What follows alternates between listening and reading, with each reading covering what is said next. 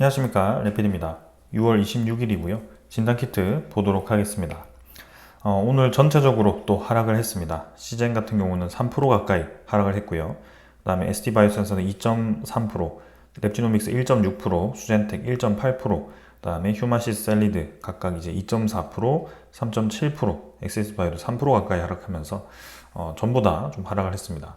오늘 증시 분위기도 좋지 않았고요. 최근에 이제 코로나에 대한 이 뉴스가 급감을 하면서 크게 국내에서는 이슈를 받지 못하고 있는 그런 상황입니다. 그래서 지금 계속 이제 수렴 구간을 만들던 종목들이 좀 하락 추세로 들어가는 모습인데요. 시제는 그래도 잘 버티고 있습니다. 진단키트 종목 중에는 가장 강하게 흐름을 이어가고 있고요. 계속 21선과 5일선을 겹치는 그런 수렴 구간을 유지를 해주고 있습니다.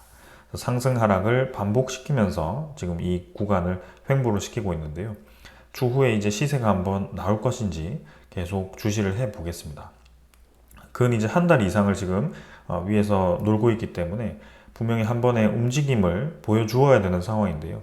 사실 어제 그 움직임이 좀 나올 거라고 예상을 했고 오늘 좋은 분위기 이어갈 거라고 생각을 했는데 시장에 대한 하락 압박으로 같이 좀 떨어지는 모습이었습니다. 그 덕에 이제 외국인 투자자도 연속적인 매수를 끝내고 매도로 진행이 되었는데 크게 많은 물량 아니었기 때문에 넘어가도록 하겠습니다. SC바이오센서도 큰 반등 없이 계속 이제 횡보를 이어갔는데요. 결국에는 추세를 꺾어버리는 음봉이 나왔습니다. 5일선과 21선이 수렴하는 구간에서 하락으로 지금 SC바이오센서도 떨어지는 모양새가 나왔고요. 여전히 장기 이평선에 대한 추세선들이 모여 있습니다. 그래서 상방을 위한 준비를 좀 마친 상황이었는데 아무래도 이러한 하방에 대한 압박이 있다면 추가적인 조정도 충분히 있을 것 같다라는 생각입니다. 그래서 ST바이오에서도 계속 비슷한 자리를 올렸다 떨어뜨렸다가를 지속하고 있는데요. 그러면서도 바닥 라인을 아주 오랫동안 횡보를 했습니다. 그래서 그 구간에서 이제 돌파를 위한 준비가 마련되어야 되는데 아직 그 이슈가 나오지 않고 있습니다. 랩지노믹스도 지금 40원 정도 하락했고 2430원입니다. 마찬가지 지금 하락 추세로 들어갔고요. 61선을 지지하는 듯 하지만 사실상 어제부터 해서 3일 정도 지키던 지지 라인을 뚫고 또 내려갔습니다. 그래서 추가적인 하락이 나왔고요. 이렇게 된다면 이제 한번 이 양훈구름을 얇은 구간을 뚫고 내려갈 가능성도 충분히 있다고 생각이 됩니다. 그럼 이제 바닥 라인까지 주가가 또 떨어질 가능성도 있고요. 이번 코로나에 대한 시세가 이대로 끝나는 것인지 조금 우려스럽기도 합니다. 그래서 21선과 5일선, 61선 모두 지금 지지 라인을 이게 횡보하는 수렴권을 좀 만들고 있는데 분명히 한번 시세가 나올 걸로 좀 보고 있는데 아직은 큰 움직임이 없습니다. 이전과 좀 다르게 지금 이제 피크를 찍고 빠르게 떨어졌다면 지금은 굉장히 오랫동안 피크를 유지를 했지만 다시 떨어지는 모양새로 진행이 되면서 좀 다르게 움직임이 나오고 있습니다. 수급은 외국인 투자자가 매수를 했지만 사실 외국인 투자자는 매수 매도를 반복하면서 계속 공매도를 활용하는 모습이었고요. 기관 투자자 중에서는 금융 투자 제외하고는 매수세는 없었습니다. 투신 투자자는 계속해서 매수세를 유지해주고 있는데 큰 변화는 없습니다. 수젠텍은 지금 7,000원 정도 진행되었고요. 마찬가지 하락으로 진행이 되고 있습니다. 이평선들이 위로 향하면서 집중되어 있는데 이전의 이 패턴과 유사하게 이 떨어지는 형태로 진행이 되고 있습니다. 그래서 추가적인 하락이 계속 나오는지 좀 지켜보도록 하고요. 수젠텍도 큰 움직임 없이 외국인 투자자 약간 매수했지만 마찬가지 테마에 대한 이슈가 없으니까 같이 하락하는 모양새입니다. 휴마시스도 동일하게 진행되고 있습니다. 오히려 61선을 깨고 계속 내려가는 형태고요. 결국에는 상승폭을 대부분 반납하는 상황까지 왔습니다. 그래서 휴마시스는 일부분 벌써 음운구름 아래로 주가가 눌러지면서 이전에 코로나 이슈가 터지기 전에 주가로 그대로 돌아가는 현상으로 진행이 되고 있습니다. 투자 수급은 금융 투자가 매수를 해주고 있지만 크게 의미는 없고요. 외국인 투자자는 매수 매도를 계속 반복하고 있습니다. 셀리드는 계속 떨어지고 있죠. 백신에 대한 이슈 이후에 고점을 찍고 계속 이제 한 3주 가까이를 떨어뜨리고 있습니다. 그래서 하락에 대한 지지라인 없이 떨어지는 모양새가 상당히 좀 우려스럽고요. 네, 이미 이제 이 지지선들이 이 장기 이평선까지 네, 갭을 메웠습니다. 그래서 추가적인 흐름이 이제 어떻게 나올 것인지를 봐야 되고요. 셀리드는 지금 좋지 않은 흐름으로 가고 있습니다. 엑세스 바이오도 네, 지금 5,360원이고요. 휴마시스와 동일하게 진행되고 있습니다. 지지를 할 듯 말 듯 하면서 계속 떨어지고 있죠. 그래서 장기 이평선들이 지금 위로 들기 시작했는데 아직 지금 주가가 피크를 한번 찍고 계속 떨어지기만 하고 있습니다. 그래서 이러한 상황들이 이제 반등에 대한 가능성이 있는지를 우리가 좀 살펴봐야 되는데요. 분명히 이제 코로나에 대한 이슈는 아직 지속되고 있습니다. 그러나 이제 국내에서는 그 이슈가 다루어지지 않고 있는 상황인데요. 그 이슈가 지금 어떻게 진행되고 있는지는 계속 제가 매일 체크를 해드리고 있기 때문에 같이 좀 살펴보면 될 것 같습니다. 자, 그럼 먼저 이제 호주에 대한 소식부터 전해드리겠습니다. 호주는 1,400명 정도가 일 확진이 진행되었고요. 이번 주는 확실히 저번 주보다는 조금 증가한 수치를 보이고 있습니다. 그래서 네, 일 평균 거의 이제 1,400명 수준의 이 확진자가 걸리고 있는데요. 일단 일주일치는 아직 1.2K 정도로 진행되고 있고요. 요 숫자가 언제부턴가 변하지 않고 있습니다. 그래서 이게 지금 며칠째 계속 동일한 숫자를 보이고 있는데 수치가 큰 변화가 없어서 그런 것인지는 계속 네, 지켜보도록 하겠습니다. 그러나 일 확진자 수는 확실히 증가 추세에 있다는 것은 느껴집니다. 인도 같은 경우는 지금 액티브가 많이 줄었죠. 3,600명 정도입니다. 일주일 만에 지금 한 5천, 6천에서 이 정도로 떨어졌고요. 치료 확진자의 치료 수도 많아졌습니다. 자, 그러나 이제 줄어드는 속도가 조금씩 줄고 있습니다. 환자 수가 치료되는 숫자도 줄긴 했지만 전체적인 이 코로나에 대한 신규 확진자 수가 계속 줄곧 감소하기보다는 지금 어제는 한 300명 정도가 확진이 되었다면 오늘 한 400명 정도, 410명 정도가 지금 신규로 확진이 된 것으로 보여집니다. 그래서 인도도 여전히 수백 명 수준의 확진자 수는 매일 유지가 되는 것을 볼 수가 있고 이게 통제에 의해서 나오는 것인지 검사에 대한 숫자가 줄어들어서 나오는 것인지는 더 살펴봐야 됩니다. 확실히 지금 인도도 여전히 이제 코로나에 대한 확진은 증가세에 진행될 수 있는 상황이기 때문에 주의해서 계속 봐야 되는 상황입니다. 자, 그리고 이제 화요일에 대만에 대한 소식이 나왔습니다. 대만은 39명의 사망자가 저번 주에 나왔다라고 발표를 했고요.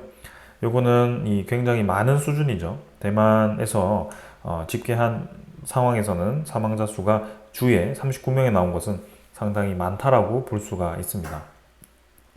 그래서 이번에는 확진자 수가 64,176명으로 진행이 되었는데요.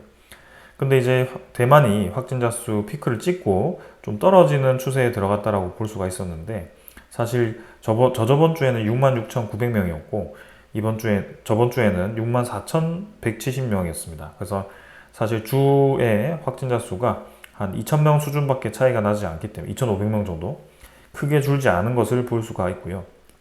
여전히 대만은 확진자 수가 주에 꽤나 5만 명 이상으로 많이 나오고 있는 상황이다라는 것을 알 수가 있습니다. 그러면서 확진자들이 이제 쌓이면서 사망자 수도 좀 늘어나고 있는 상황이고요. 태국도 그러한 상황으로 좀 최대 사망자 수를 기록을 했었습니다. 그래서 그 소식으로 우리나라 이 진단키트 종목들도 좀 움직이곤 했는데요. 이번 주는 태국 쪽에 뉴스가 하나도 없더라고요. 아무리 찾아도 코비드에 대한 정보가 하나도 없었습니다. 그래서 제가 정보를 가져오지 못했는데 추후에 태국에 대한 정보가 나오는 대로 바로 전달드리도록 하겠습니다. 자, 그리고 이제 미국에 대한 소식입니다. 미국은 아직 양성률에 대한 데이터가 업데이트가 되지 않았습니다. 여전히 낮은 수준의 데이터가 지금 기록이 되어 있긴 한데요. 근데 우리가 주목할 만한 점은 미국의 지금 바이러스에 대한 분포도가 바뀌고 있다는 점입니다. 지금 6월 21일까지의 데이터가 나왔는데요. 제가 이 지금 사각형 박스를 없앨 수가 없어가지고 이대로 좀 가려진 채로 어쩔 수 없이 좀 봐야 될 것 같습니다. 그래서 확실히 우리가 주목된 것은 이 보라 색깔에 대한 증가세였습니다. 그래서 6월 7일까지 우리가 데이터를 봤었는데 NB 1.8.1이 확실히 미국에서 늘어나고 있다는 것을 볼 수가 있었는데 6월 21일 저번 주 데이터를 보면은 확실히 NB 1.1이 급격하게 증가하는 것을 알 수가 있습니다. 근데 중요한 것은 지금 이렇게 서서히 증가하고 있는 다른 종류도 있는데 그게 XFG입니다. 그래서 어떻게 보면 지금 NB 1.1과 2.8.1과 XFG 두 종류가 거의 전체를 차지하고 있는 상황입니다. 그만큼 지금 미국에서 새로운 변이 바이러스가 최근 한 2주간에 아주 급격하게 증가한 것을 볼 수가 있습니다.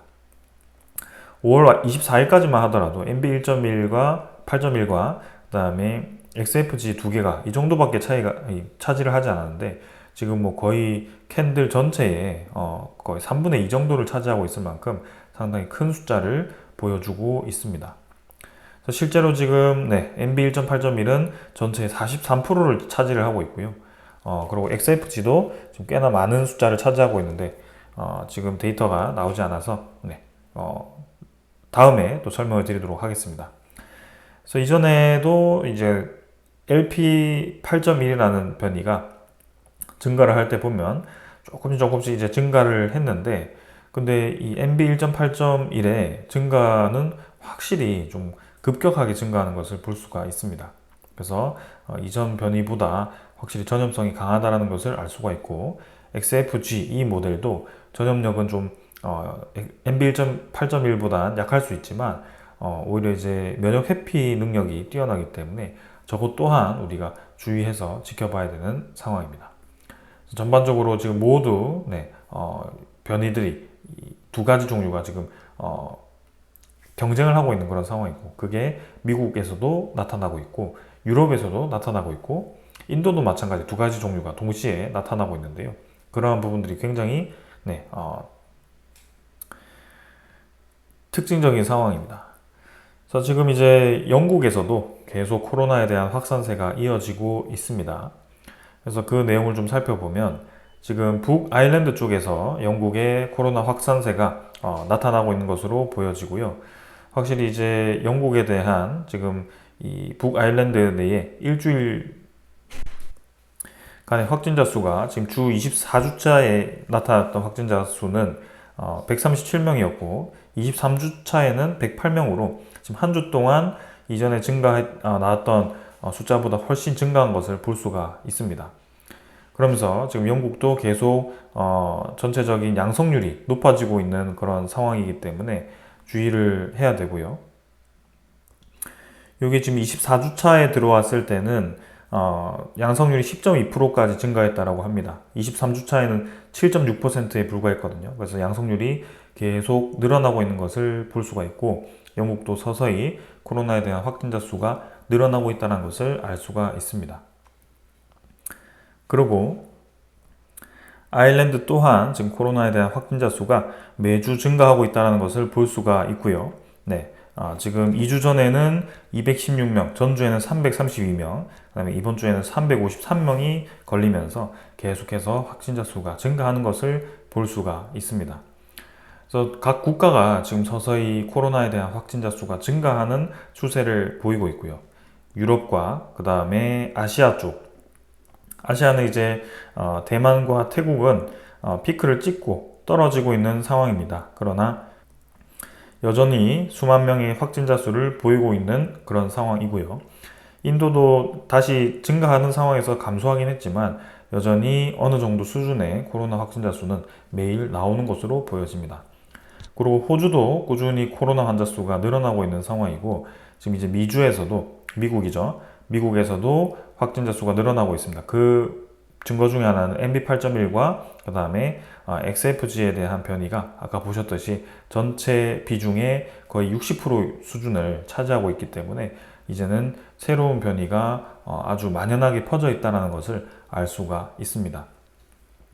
그래서 이러한 모든 상황들이 다시 한번 코로나에 대한 부각이 될 수 있다는 것을 뜻하는 거고요. 지금 우리나라도 올 여름에 계속해서 코로나에 대한 재유행을 경고하고 있습니다. 한국은 지금 이제 4급 감염병으로 지정이 되어 있고 그 외에 다른 국가들도 최근 케이스를 보면은 마일드하다라는 표현을 좀 많이 씁니다. 이 코로나가 전염성은 좋지만 최근에 들어와서는 그렇게까지 치명적이지는 않다. 하지만 여전히 이제 사망자 수를 많이 발생시키고 있는 만큼 그러한 면에서는 주의를 해야 되는 상황입니다. 특히 태국과 대만에 대한 케이스를 보면 주에 지금 수십 명씩은 매주 사망자 수가 나오고 있기 때문에 저렇게 아주 만연하게 빠르게 퍼졌을 때는 분명히 병원에 대한 능력도 부족해질 수 있고, 그러한 부분들이 좀 이제 증상이 좀 적더라도 계속해서 그게 제때 치료받지 못했을 때가 이제 문제가 생기는 거기 때문에 그런 부분들을 주의해야 됩니다. 그래서 이러한 상황들이 지금 전 세계적으로 진행되고 있고요. 우리나라도 내일 정도면 또 새로운 데이터를 발표를 할 겁니다. 그래서 9.9%의 검출률이 더 증가를 했을지 아니면 줄어들었을지 좀 볼 거고요. 하수 검출률도 이제 증가했을지를 보겠습니다. 아직은 중증 환자가 크게 늘지 않았다라고 보고를 하고 있지만 분명히 서서히 지금 증가를 하고 있는 상황이고요. 그 부분에 대해서는 이제 언제 또 이제 이 부각이 될지는 계속 지켜보도록 하겠습니다. 자, 그러면서 우리나라 내에서는 코로나보다도 다른 이제 감염병들이 또 한번 부각을 받기 시작합니다. 그래서 코로나 매독 외에 지금 다른 감염병 환자 수가 54.5%나 증가했다라는 얘기를 하고 있는데, 그게 이제 2024년 대비해서 지금 상당히 많이 늘어났다라고 합니다. 23년 대비 24년이죠. 그래서 23년보다 24년이 많이 늘어났다라는 측면에서 지금 이제 코로나 외에 다른 질병들도 우리가 대비가 필요하다라는 것을 강조를 하고 있는 거고요. 그래서 이러한 부분들을 최종적으로 정리를 해 본다면 제때 이제 감염병에 대한 확산을 인지하는 것이 중요하고, 그러기 위해서는 진단 시스템이라든지 그런 치료에 대한 시스템이 중요하다라고 생각이 됩니다. 그래서 그런 이슈가 이제 부각이 될 때가 저는 되었다라고 생각되고, 그런 부분들을 계속 지켜보도록 하겠습니다. 오늘 여기까지 하고 마무리하도록 하겠습니다. 감사합니다.